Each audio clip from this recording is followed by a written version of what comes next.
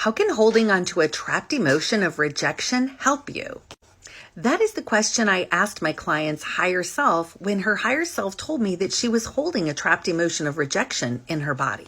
Her higher self said it's because she's afraid of change and afraid of success that she holds on to it. I then asked, how is her ego using rejection to help her? Her higher self said to stop her from exposing herself, from getting attention. It's so she doesn't get too much attention.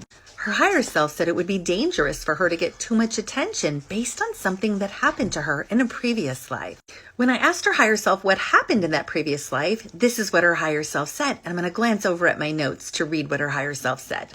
Her higher self said she was hated in a previous life, killed in a mob. She was a French court worker and was attacked and dragged and eventually beaten to death.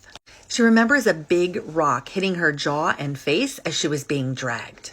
She saw a lot of angry faces, a lot of rage. It was a rush mob, and it carried over that fear into this lifetime.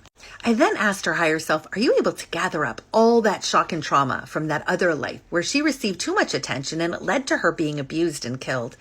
Gently send that up to Creator's light and replace it with Creator's definition of safety and have her definition of safety match Creator's definition of safety. Her higher self said, yes.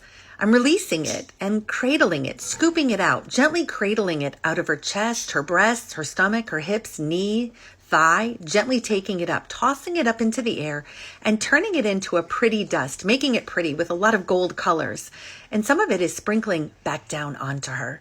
I then asked, would it benefit her to have you download this program into her? I know what it feels like. I know that it's possible. And I know that I am safe. And her higher self said, yes. It's purple, like a purple liquid potion to go down her throat. She likes colors. It's cool, soothing. It's filling her up. Not down to her knees, and it's not anymore in her chest, and it's just safety.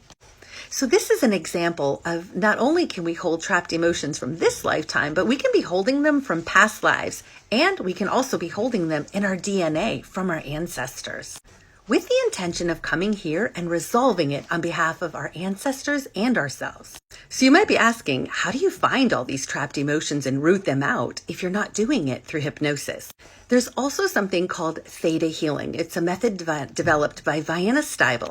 And I teach theta healing classes. You can either learn theta healing or you can have a theta healing session to root out and dig up trapped emotions, because trapped emotions vibrate at a low frequency and we definitely don't want those in our body causing sickness and disease.